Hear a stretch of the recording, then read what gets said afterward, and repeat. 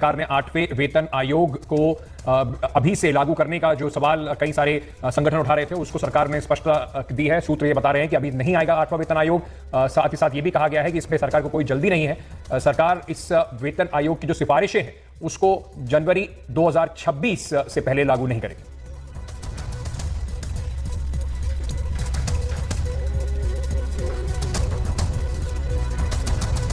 हमारे सहयोगी हिमांशु इस वक्त हमारे साथ जुड़ रहे हैं। हिमांशु, बजट पे जैसे लोगों की निगाहें लगी हुई थी, सरकारी कर्मचारियों की निगाहें 8वें वेतन आयोग की सिफारिशों पर भी लगी हुई हैं। क्या जानकारी आ रही है इस पर?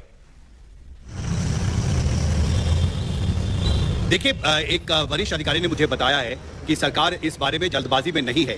उनका यह कहना था कि जो 8वें वेतन आयोग की जो सिफारिशें हैं उसको लागू करने की जो डेडलाइन है वो 1 जनवरी 2026 है और सरकार के पास अभी करीब 1.5 साल का वक्त बचा है और सरकार बिल्कुल जल्दबाजी में नहीं है इस प्रस्ताव पर आगे बढ़ने के लिए।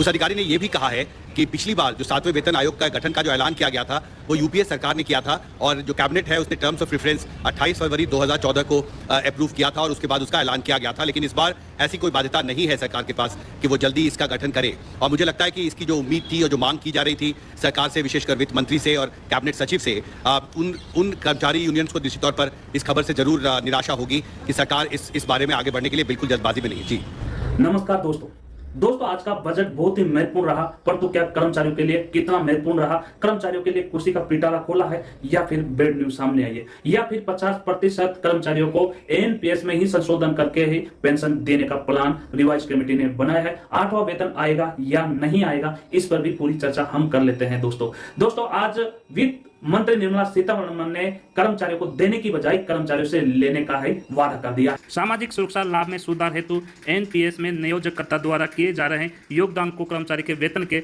10% से बढ़ाकर 14% करने का प्रस्ताव है। इस प्रकार निजी क्षेत्र, सार्वजनिक क्षेत्र के बैंकों और उपक्रमों में नई कर व्यवस्था का विकल्प चुनने वाले कर्मचारियों की आय से वेतन के 14% तक व्यय की कटौती का प्रावधान करने का प्रस्ताव किया है। जबकि कर्मचारियों से यह वादा करना चाहिए था निर्मला सीतारमण वित्त मंत्री को कि मैं कर्मचारियों को कुछ तोहफा दूंगा, परंतु तोहफा लिया है कर्मचारियों से, मतलब सैलरी में से भी आपका पैसा कटेगा। अब कितना कटेगा, क्यों कटेगा, पेंशन के लिए रिवाइज कमेटी का कब निर्णय आएगा दोस्तों, या फिर राजनीतिक का ये एक झुंझुना है या फिर आपको एक मीठी गोली खिलाई जाएगी, इस पूरी तथ्य की जानकारी आज इस वीडियो में मैं देने वाला हूं। दोस्तों पहले मैं बता दूं कि निर्मला सीतारमण जी ने बजट शानदार रूप से पेश किया है, जिसमें सभी कर्मचारी आंखें अपने टीवी की ओर टक टक देखते हुए नजर आ रहे थे, परंतु पूरे ही बजट काल में कर्मचारियों को कोई खुशी का तोहफा नहीं मिला है दोस्तों। जबकि बेड न्यूज कर्मचारियों को यह मिली है कि अब 10% जो बेसिक का कर्मचारी की बेसिक का एनपीएस के रूप में कटता था उसको बढ़ाकर 14% कर दिया है। मतलब अब 14% आपकी बेसिक का अब कटकर एनपीएस में जाएगा। पहले तो यही पता नहीं है कि एनपीएस का पैसा कहां जा रहा है, किस कंपनी में लग रहा है, हमको वापस रिटर्न मिलेगा नहीं मिलेगा, 10% ही कट रहा था, परंतु अब 4% और बढ़ा दिया है, अब 14% कटेगा और 14% सरकार मिलाएगी। वित्त मंत्री निर्मला सीतारमण ने यह भी कहा है कि I am happy, I am happy, I am happy. अब क्यों कहा है? इसलिए कहा है कि जो जेसीएम की मीटिंग हुई थी वहां से रिवाइज कमेटी की ओर से यह मिला है कि एनपीएस में संशोधन किया जाएगा, ये निर्मला सीतारमण जी के लिए। परंतु इससे पहले स्वामीनाथन जो वित्त सेक्रेटरी थे उसकी कमेटी जो 3 सदस्यों की हुई थी वो अभी तक आई नहीं है, और ये फिर रिवाइज कमेटी एनपीएस में संशोधन करने की ये भी क्या आएगी? पहले की नहीं आई तो ये कहां से आएगी? तो दोस्तों सीधा सा ये आकलन आप लगा सकते हो कि एक राजनीतिक तथ्य है, कर्मचारी को एक झुंझुना सा थमा दिया है, कर्मचारी उसको बजाता रहे और कुछ नहीं मिलेगा। परंतु कर्मचारी हारेगा नहीं, कर्मचारी लड़ेगा अपने हक और अधिकार के लिए। दोस्तों निर्मला सीतारमण जी को हम सुन लेते हैं, उसके बाद फिर चर्चा करते हैं। Yes, has made considerable progress in its work. I am happy to. बस यहीं रोक दो भैया, कितना हुआ? 30 रुपए हो गए। I am happy that the staff side of the National Council of the Joint Consultative Machinery for Central Government Employees has taken, which addresses the relevant issues while maintaining fiscal prudence to protect the common citizens. Budget estimates for 24. दोस्तों ये video देखने के बाद में आपको क्या लगता है कि निर्मला सीतारमण जी ने जो कहा कि रिवाइज कमेटी का जो आया है ये भी मैं आपको पढ़कर सुना देता हूं।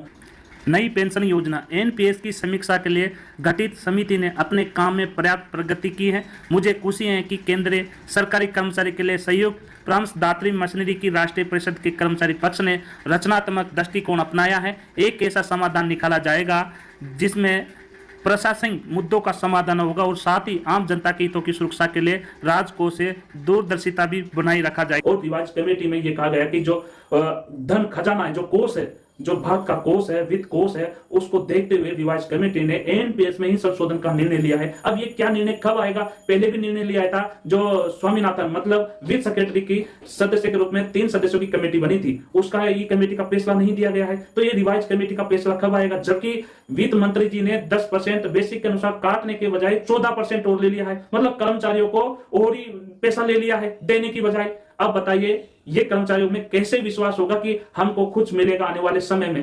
तो दोस्तों ये बहुत ही बड़ी रणनीति है। क्या ये राजनीतिक तथ्य है? परंतु ये पक्का है कि कर्मचारियों को एक झुंझुना थमा दिया है। अब विजय कुमार बंधु जी सही बोलते हैं कि हो सकता है कि ये गुपचुप मीटिंग हुई थी, उसमें क्या हुआ था? यही हुआ था कि आप तो कर्मचारियों को काट लो, पैसे काट लो या नहीं काटो, ये पता नहीं क्या मीटिंग हुई थी। दोस्तों एक और रिपोर्ट आपको ये बताने जा रहे हैं 8वां वेतन आयोग की। 8वां वेतन आयोग जो जनवरी 2026 से लागू होगा, अभी लगभग 1.5 साल बाकी है। तो यहाँ पर आला अधिकारी कह रहे हैं कि अभी 1.5 साल बाकी है और 1.5 साल में तो बहुत कुछ हो सकता है। अभी हम इस पर कोई किसी भी तरह का कोई विचार नहीं कर रहे हैं। जब समय आएगा उससे पहले हम हो सकता है कि 8वां वेतन आयोग की घोषणा कर दे, परंतु अभी तक कोई विचार नहीं ये कहा गया। दोस्तों आपने इस वीडियो में देखा है कि 8वां वेतन आयोग के लिए अभी कोई विचार नहीं है, ना किसी तरह की कोई तथ्य है, जबकि अभी 1.5 साल बाकी है जनवरी 2026 में।